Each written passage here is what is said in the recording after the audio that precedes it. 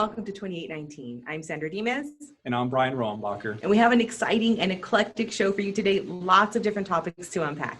That's right. In RTB 101, Crystal will be speaking with philosopher and theologian Ken Samples on the mystery of the Incarnation. Yes, that's a very perfect topic during this season. Also, we're going to hear from Jeff Zweerink in Give and Take. He's going to talk with astronomer Hugh Ross about whether superhabitable planets exist. And side note, we want to move there. True. Yeah. First up, though, is Culture Talk. Sandra has the opportunity again to speak with Dr. John Lennox. This time, they'll be talking about his recent book, Where is God in a Coronavirus World? Let's check it out.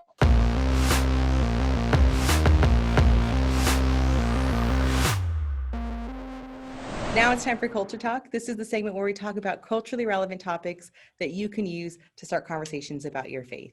I'm joined today with Dr. John Lennox, Emeritus Professor of Mathematics at Oxford University. Thank you so much for joining us today, Dr. Lennox. Glad to be with you. Thank you. We're going to be talking about your book that came out in April 2020, and this is Where is God in a Coronavirus World? My goodness, first of all, the fact that it came out a month after coronavirus was identified as a pandemic. My goodness, I'm so impressed by that. But you mentioned in your book that at times like these, when we're in the middle of a pandemic, something unprecedented in our time, that we're very vulnerable and we start to ask big questions of life. What are some of those questions, and how can we even begin to find answers in the midst of a pandemic? The big questions that come are the obvious ones, because a pandemic, once people begin to die, reminds us that we're mortal. It reminds us that we're not in control. And it brings the death question right into the center. And you can't think for very long about death and eternity without thinking about God. And it's very evident, even in my country, that for example, online church services have shown people have turned up 5 or 10 times the normal kind of church service, which shows that people really want to have answers to big questions.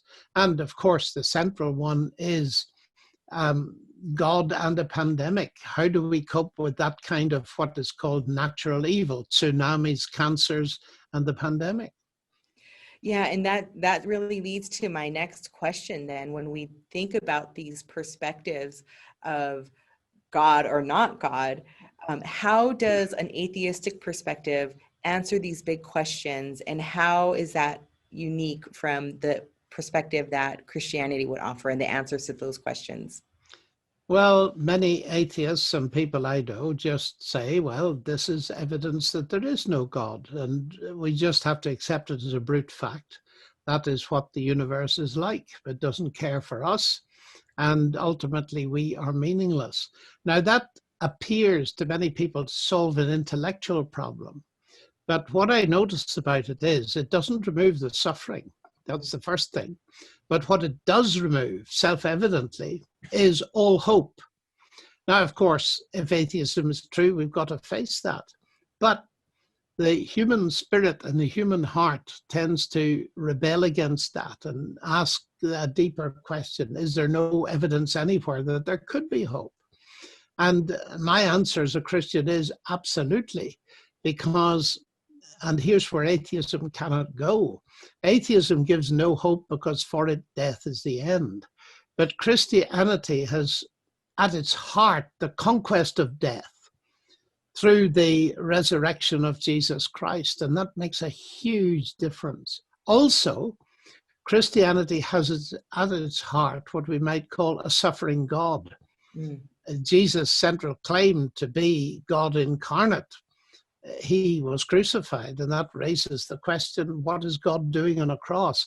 And therefore, I feel that Christianity is something very clear to say. It doesn't take away the disease, and it doesn't take away death, but it gives people a hope that transcends death and COVID-19. And therefore, I felt it was important to write a book that tried to get these things across in a fairly short space. Right. You know, and you're talking about the suffering that Christ endured. And that is something that we think about in the midst of a pandemic. We think about our suffering, human suffering. And from an atheistic perspective, they might question, okay, your God suffered on your behalf, but how can we explain the suffering that humans are experiencing if God is loving? And that's kind of a common challenge. How can Oh, you? of course. And that's the central challenge. Let's face it, the problem of evil and suffering is the hardest problem any of us face, whatever we believe. That's the first thing. And you take the point you made, if God is all powerful and he's all love, how can there be suffering? That goes back to Lucretius, Epicurus, David Hume, and so on and so forth. And what I notice is that when we've discussed that all day, all night, as many of us used to do as students, we never get a satisfactory solution.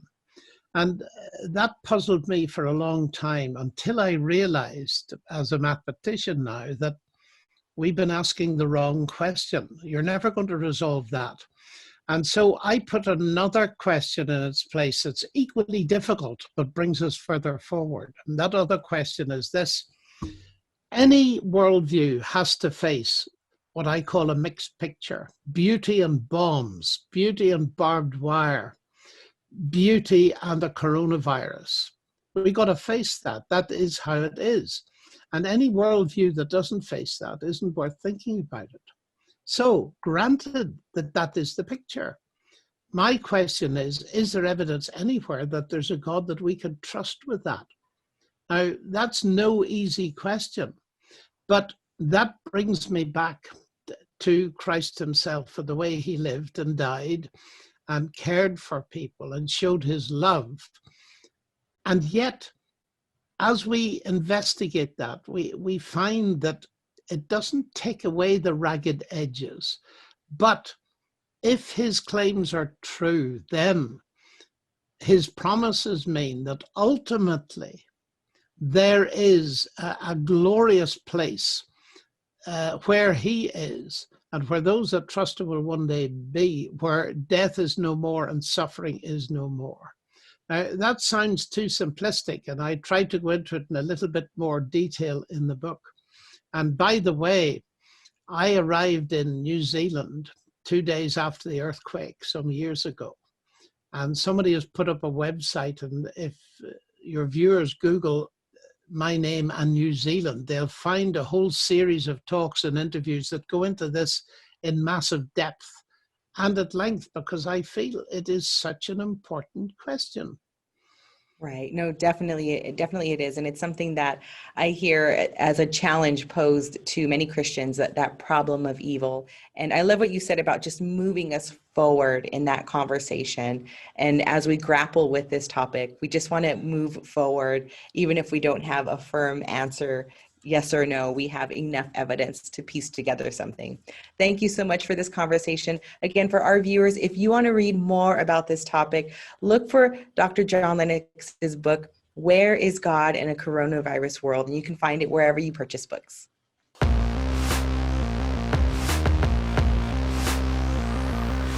Now it's time for RTB 101, where we discuss practical questions to equip you to share your faith more effectively. And here to help me talk about the mystery of the Incarnation is philosopher and theologian Kenneth Samples. Welcome, Ken. Hi, Krista. It's great to have you back. And this is definitely my favorite time of year. Christmas is quickly approaching. So I thought maybe it would be fun for us to talk about one of the great mysteries of our faith, the doctrine of the Incarnation.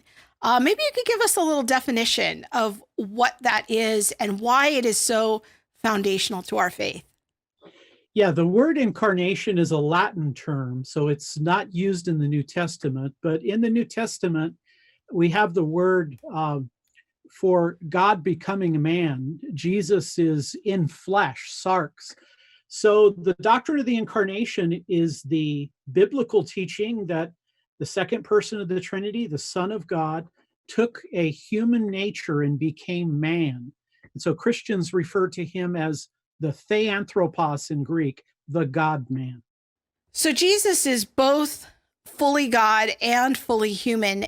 Maybe let's start by talking about kind of the first half of that equation is, what does it mean to say that Jesus is fully God? What scriptures might you point us to along those lines? Yeah, that's a grand claim, obviously, to make the assertion that Jesus is God, but it's clearly drawn from the New Testament. John 1:1 says, "In the beginning was the Word, and the Word was with God, and the Word was God."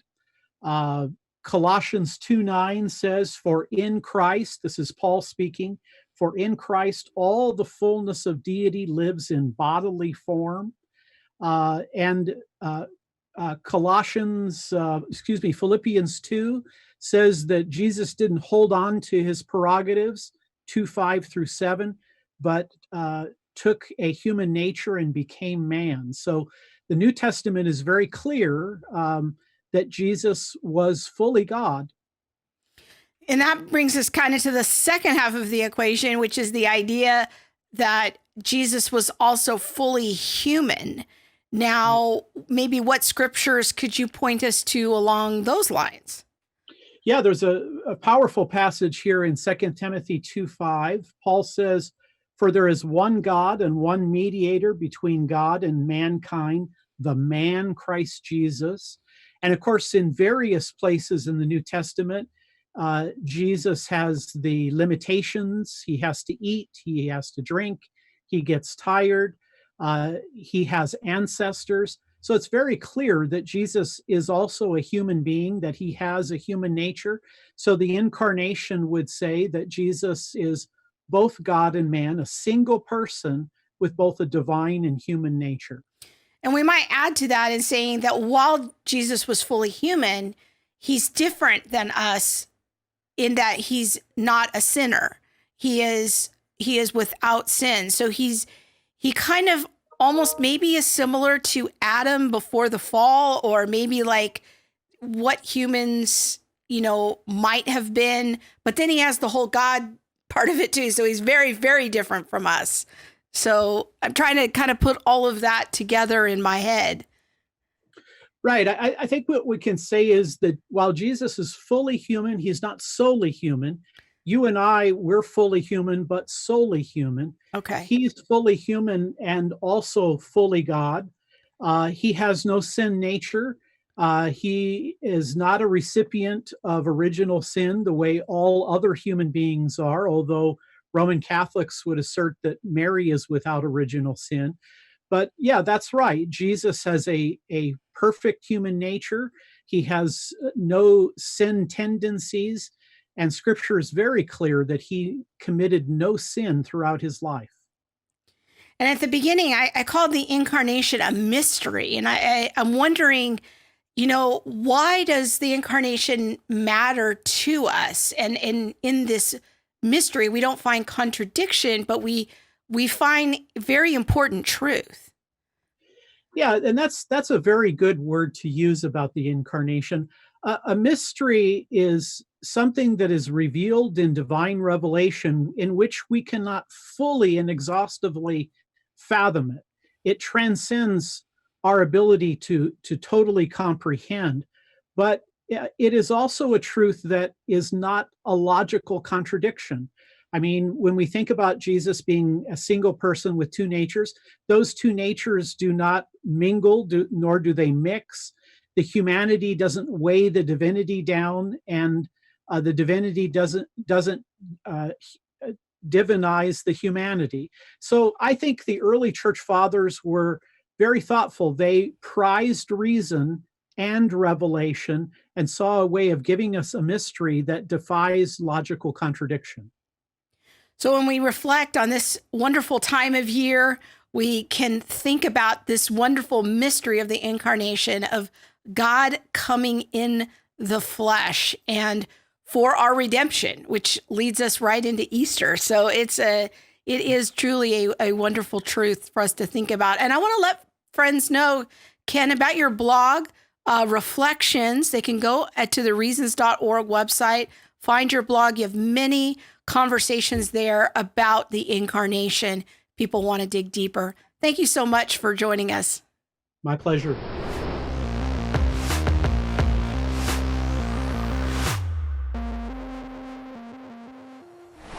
Hello, Jeff Zwaring here. Welcome to Give and Take, the segment of our show where we explore important scientific ideas and look how they interact with the truth of Christianity. Today, I'm joined by my colleague, Dr. Hugh Ross, and we're going to investigate this idea of superhabitable planets. Hugh, it's good to have you here today. Thank you.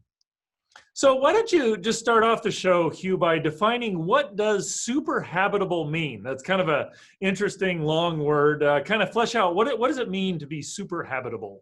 Well, it showed up in the scientific literature for the first time, so it's an invented word and basically refers to a planet that is more habitable than our planet Earth, a planet that would actually be a better planet for us to live on than the one we're on right now. So that kind of has the idea that it's just, Earth is very habitable. There are aspects or features of these planets that would allow more life to be on them. So what are some of those features that they're proposing would make a planet super habitable? Well, they're talking about how if we had a smaller star than our star, the sun, it would burn for a longer period of time. So you'd have a longer potential period of habitability on the planet. And then they said if you had a slightly bigger planet, there'd be more room for all the life to be there. And if you had a bigger moon, that would generate more tidal forces. And we know that tidal forces on the Earth create more habitat space. Those are the three things that they cited for making a planet more habitable than the Earth. Okay, so it makes sense that if your planet exists for longer, you can get more life. And if your planet is larger, it can house more life. Kind of flesh out a little bit more detail. What does having more tides do in terms of increasing the amount of life on a planet? Well, like on planet Earth, for example, you've got the continents and the oceans, and right by the coastal regions, you've got these continental shelves, and that's where you get this tidal wash of ocean water. And it basically efficiently recycles the nutrients. And they're making the point in the paper, it's on the continental shelves surrounding the continents where you got the greatest diversity of life, mainly because not just of the tidal influence of the moon, but also the tidal influence of the sun. And so they're suggesting if we were to decrease the tidal forces, that would make the circulation of nutrients vital for the life there even more productive. Okay, so the idea of having more coastal regions is you just create more environments that allow for a diversity of life, and so you could have more life there just because there's that many nutrients. Kind of the idea there? That's the idea, correct. Okay, so we're not too far distant from being able to detect planets that would have some of these features. We detect planets around red dwarf stars. We detect planets that are slightly larger than Earth. And presumably ones that are closer to their stars and have greater tidal forces. So we have the potential to detect these planets in the near future. Will we find them to be super habitable? What's your expectation there? Well, the paper actually says we've got over 24 candidate planets that would fit these super habitable criteria. So basically making the point, we've already found some. In fact, they actually cited two that meet these criteria. That's one reason why I wrote the blog on this, because when you actually dig into the details, yes, they meet one of these criteria, but they don't meet the other two. And so they really don't have a candidate yet, but I do agree with them. There would certainly be the potential, as we discover more planets, that they would meet all three of these criteria. But my big concern is, are these three criteria really evidences for superhabitability? Well, and that seems to be a pretty important question, because I agree with you that we can find planets that are around M dwarfs or that are closer and have more gravitational force or gravitational tidal pulls.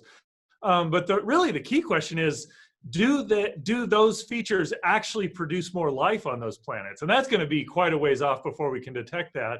But what are some of what does the research say to this point as to whether these types of planets are actually going to be able to support more life?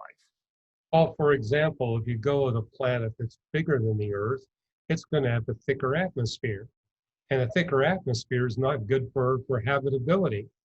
And you probably aren't going to have the kind of plate tectonics that the Earth manifests.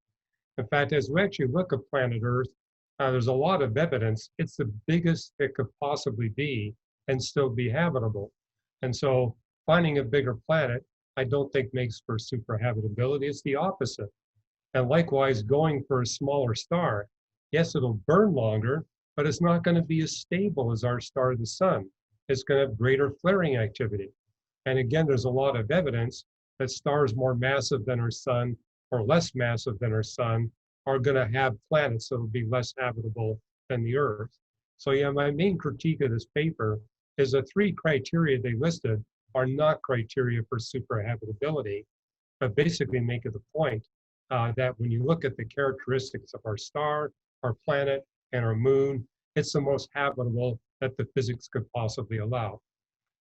Well, let's kind of, if we could go back there, I just want to dig in to a couple of the statements you made there. You said that a bigger planet is going to have a more dense atmosphere, and that's going to be less habitable for life.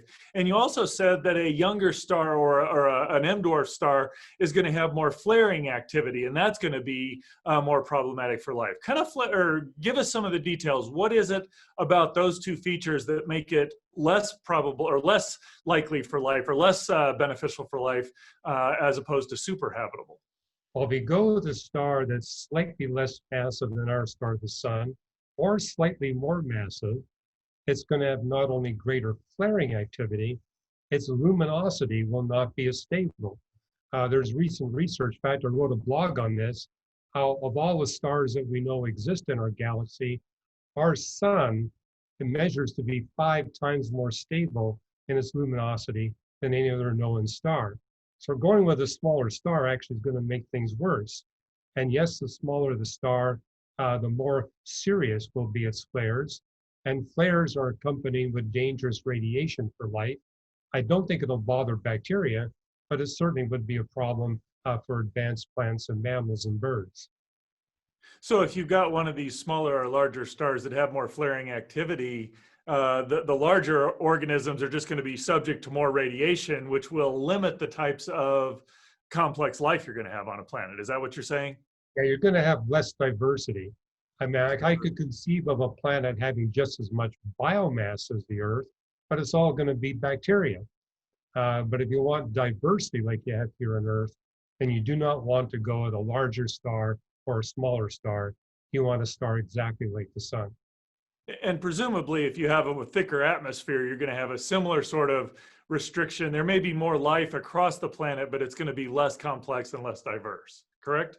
Because if you want advanced life, like advanced animals, you need them to have lungs. Lungs are where you get the greatest metabolic capability. However, lungs can only function within a certain air pressure range, and they need a certain composition in the atmosphere in order to work. And if you go with a bigger planet, you're not going to have that.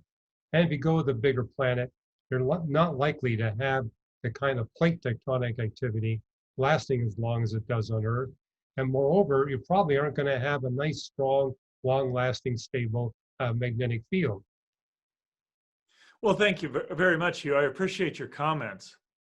You know, when we look out in the galaxy and in the universe, we're actually able to find a lot of planets out there. And it does really raise this question, is Earth as habitable as can be, or are there places where you could have better habitability? What's fascinating is that as we do research and go out and investigate, it really does seem like the Earth is kind of the ideal habitat. It allows the maximum amount of life, but not just the maximum amount of life, but the maximum diversity of life, particularly of complex creatures like us. And it seems like God did that with a purpose. You know, I would encourage you to go to reasons.org and check out Hugh's latest blog on this. Do superhabitable planets exist? It will give you great insight into what it takes to make a habitable planet, as well as how you can use those features to go out and show how that they point to a creator who created this universe with us in mind. That does it for us this week on 2819. We hope you enjoyed this episode and that it helped equip you to share your faith with confidence and compassion. And we hope that you'll subscribe to the show and also that you'll find us on social media. We're on Facebook, Twitter, and Instagram at 2819 Show. We'd love to hear how you are celebrating the holidays this year. And if you want the podcast version of the show, we're on most major podcast services. Just search Reasons to Believe Podcast. See you next week. Bye.